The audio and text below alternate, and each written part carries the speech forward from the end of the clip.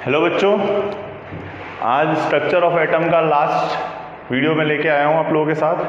ठीक है, आज अपन स्ट्रक्चर ऑफ इलेक्ट्रॉन में उसके लास्ट टाइम पे अपन ने जो स्पेक्ट्रम पढ़ा था उससे रिलेटेड कुछ न्यूमेरिकल अपन करने वाले हैं। तो आज आपको सेलेक्टिव कुछ न्यूमेरिकल्स करवाए जाएंगे, तो अच्छे से ध्यान दें, ये एग्जाम के पॉइंट ऑफ व्यू से इंपॉर्टेंट न्यूमेरिकल्स होंगे। ठीक है, तो स्टार्ट करते हैं। पहला क्वेश्चन है एग्जाम्पल, मैं आप लोगों को बता रहा हूँ कौन सा करा रहा हूँ। एग्जाम्पल 2.10 स्टार्ट करने वाले हैं।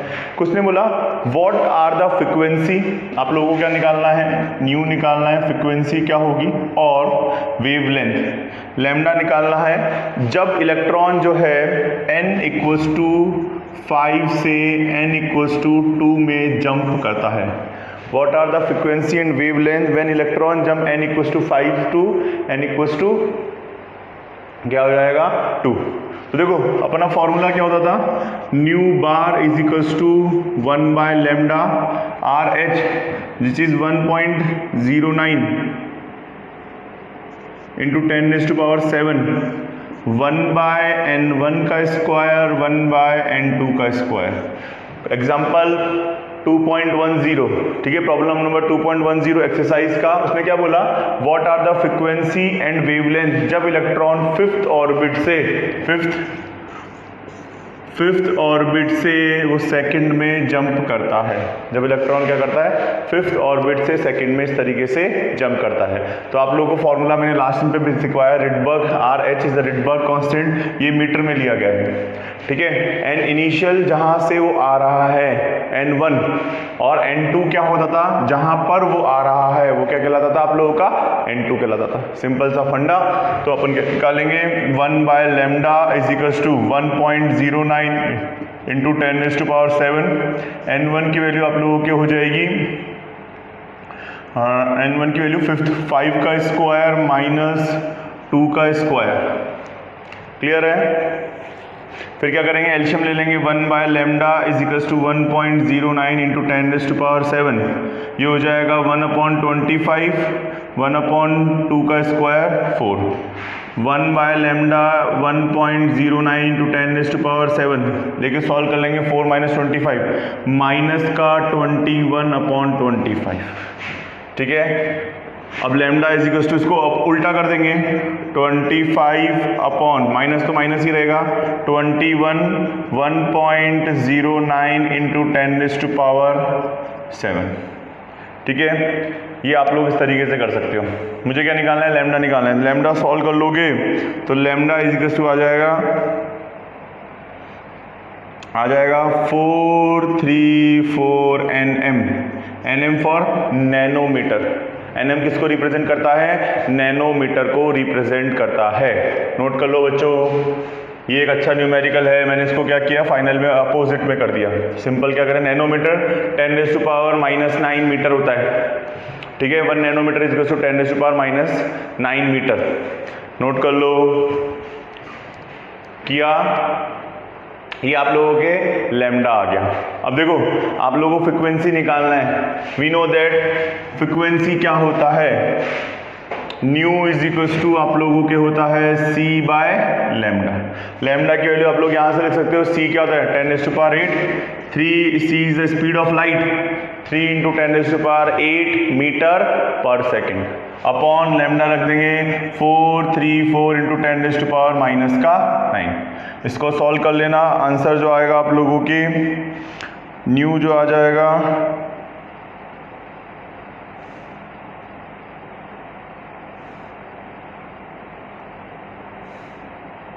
वो आ जाएगा 6.91 इंटू 10⁻14 हर्ट्ज।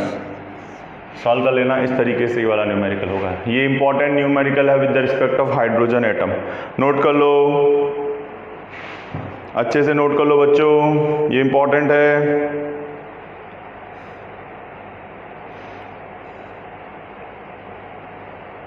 ठीक है, रब कर दें बच्चों। Okay,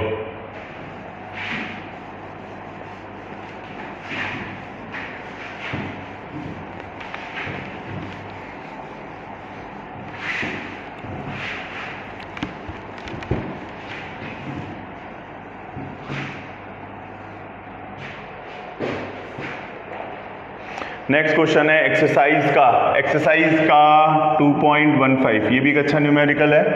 what is the maximum number of emission lines when excited of electron from hydrogen atom in the 6th drop to ground state, कि जब इलेक्ट्रॉन 6th ऑर्बिट से एंटर कर रहा है 1 2 3 4 5 और 6, तो कितनी स्पेक्ट्रल लाइंस होंगी, उसको कैसे निकालेंगे। तो देखो पहले मैं डायग्राम से बना रहा हूँ, फिर इसका फॉर्मूला बता दूंगा। देखो स्पेक्ट्रल लाइंस मतलब ये फर्स्ट ऑर्बिट, ये सेकंड, थर्ड, फोर्थ, फिफ्थ और 6। देखो जब वो 6 से आ रहा है तो 6 से फर्स्ट में आ सकता है, फिफ्थ से फर्स्ट में आ सकता है, फोर्थ से फर्स्ट में आ सकता है, थर्ड से फर्स्ट में आ सकता है और सेकंड से फर्स्ट में आ सकता है। ठीक है, ये आ रहा है ग्राउंड में। अच्छा, इसके बाद ये तो फर्स्ट में आ रहा है, अगर सेकंड में आ रहा हो तो ये टोटल कितनी बनी 5। फिर सेकंड में आ रहा हो, इससे आ सकता है, इससे आ सकता है, फोर्थ से आ सकता है, थर्ड, इससे बनी 4। फिर अगर वो थर्ड में आ रहा हो तो फिफ्थ से 6 से आ सकता है, फिफ्थ से आ सकता है, फोर्थ से आ सकता है, सॉरी फोर्थ से आ सकता है। थोड़ा सा डायग्राम को लेंथी लाइन ज़्यादा बड़ी लेनी पड़ेगी आपको समझाने के लिए। ये कब आ रहा है, जब वो थर्ड में आ रहा है। जब वो फोर्थ में आ रहा है तो 6 से आ सकता है और फिफ्थ से आ सकता है, और जब वो फिफ्थ में आ रहा है तो टोटल वो सिर्फ ऊपर से वाले नीचे वाले में आ सकता है। क्या ये वैल्यू 1, n की वैल्यू 1, n की वैल्यू 2, n की वैल्यू 3, n की वैल्यू 4, n की वैल्यू 5, n की वैल्यू 6। तो जिस भी ऑर्बिट में आ रहा है, देखो फिफ्थ से या 6 से फर्स्ट में आ रहा है तो 5 लाइंस बनेगी, इसमें 4, इसमें 3, इसमें 2, 5 + 4 + 2 + 1 कितना हुआ ये 12। कितना हो गया 12। एक सेकेंड, 5 + 4 + 3 तो लिखा ही नहीं, सॉरी 5 + 4 + 3 भी तो आएगा। 5 4 3 2 1, टोटल कितनी बनेगी यहाँ पे 15 लाइन बनेगी। उसने क्या पूछा है एक्सरसाइज क्वेश्चन नंबर में, what is the maximum number of emission light when the excited electron of hydrogen atom n = 6 to drop to its ground state, कि वो जब 6 से ग्राउंड में आ रहा है तो कितनी लाइंस बनेगी। तो पहले मैंने निकाला फर्स्ट में आ रहा है, फिर वो 6 से अपन मार रहे हैं सेकंड में आ रहा है, फिर थर्ड। देखो ये एक्साइटेड है, इसके कंपैरेटिवली सारी की सारी लोअर स्टेट को क्या बोल सकते हैं, ग्राउंड स्टेट बोल सकते हैं। ये सबसे ऊपर वाली एक्साइटेड स्टेट अगर हम मान रहे हैं, क्वेश्चन में दे रखा है, तो सबकी सारी की सारी क्या है आप लोगों की ग्राउंड स्टेट है। तो आप किसी में भी कैलकुलेट कर सकते हो। क्लियर है। इसका फॉर्मूला डायरेक्ट निकालने का स्पेक्ट्रल लिख लो, स्पेक्ट्रल लाइंस निकालने का formula, number of spectral lines, spectral lines निकालने का एक फॉर्मूला क्या हो जाएगा, n × n - 1 / 2। 6 से आ रहा है, 6 × 6 - 1 / 2, तो आप लोग इसको सॉल्व कर लोगे 15 आ जाएगा। 15 स्पेक्ट्रल लाइंस क्या हो जाएगा, 15 स्पेक्ट्रल लाइंस। एक बहुत ही अच्छा न्यूमेरिकल है, नोट कर लो बच्चों, इंपॉर्टेंट है और अच्छा न्यूमेरिकल है। नोट किया।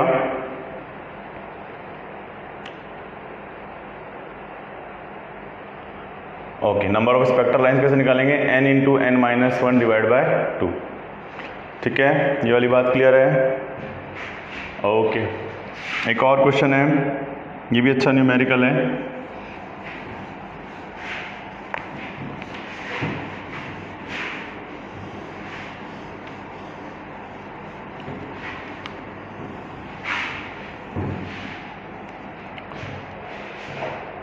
नेक्स्ट क्वेश्चन है क्वेश्चन नंबर क्वेश्चन नंबर 2.17। क्वेश्चन क्या बोल रहा है, calculate the wave number and longest wave than the transition in Balmer series. Question मैं यहाँ पे लिख देता हूँ, calculate the wave number for the longest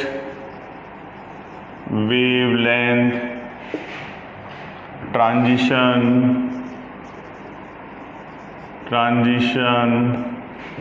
in the Balmer series of atomic hydrogen.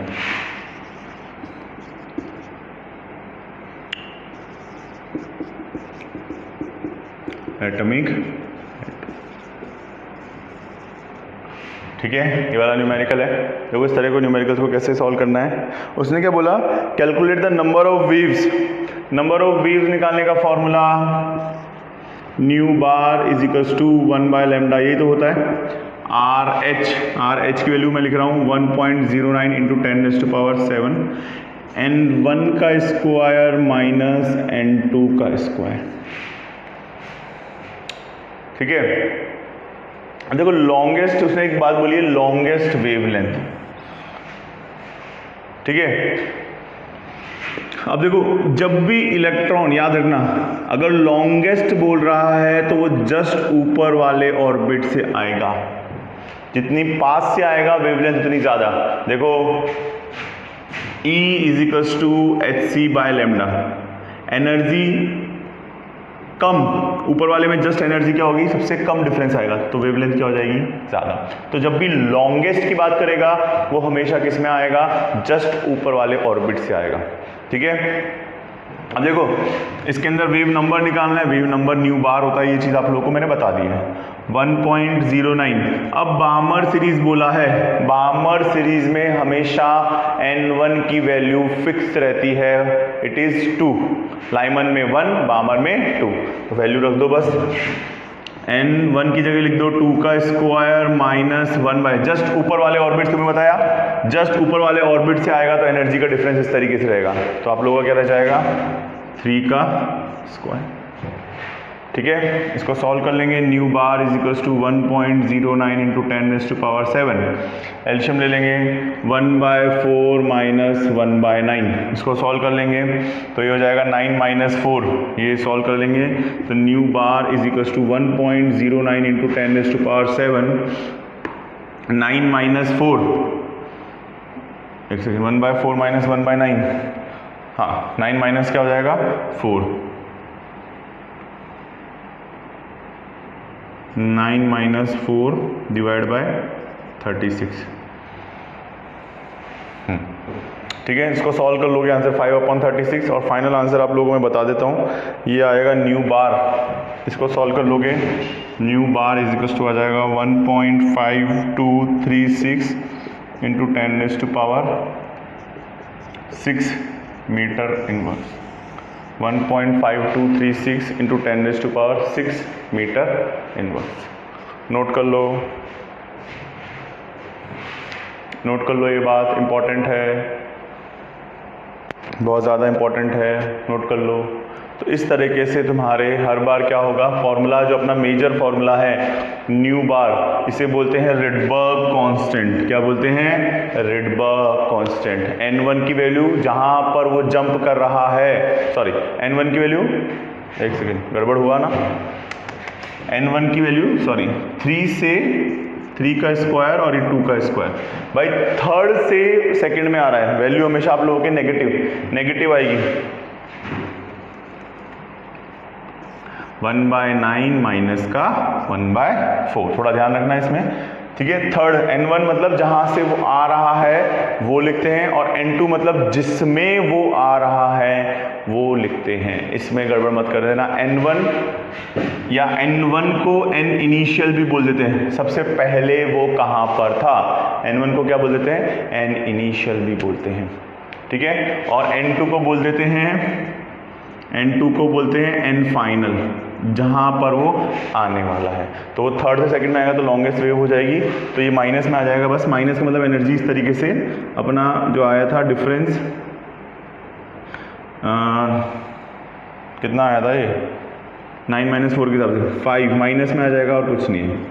ठीक है, माइनस का मतलब एनर्जी देते हैं, सॉरी एनर्जी, माइनस का मतलब एनर्जी क्या हो जाएगी, इसमें रिलीज हो जाएगी। ध्यान रखना, एनर्जी का रिलेशन इसमें आएगा आप लोगों के। तो आई होप N1 जहाँ से वो जंप कर रहा है, N2 वो जिसमें जंप कर रहा है, इस तरीके से N1 N2 को डिफाइन करते हैं। आई होप आपको आज के न्यूमेरिकल समझ में आ गए होंगे। नेक्स्ट टाइम पे अपन नया चैप्टर स्टार्ट करेंगे कि एटम पीरियोडिक टेबल से, उस चैप्टर की शुरुआत करेंगे। तो आज के लिए इतना ही बहुत है बच्चों। Thank you from my side, all the best, bye bye, take care.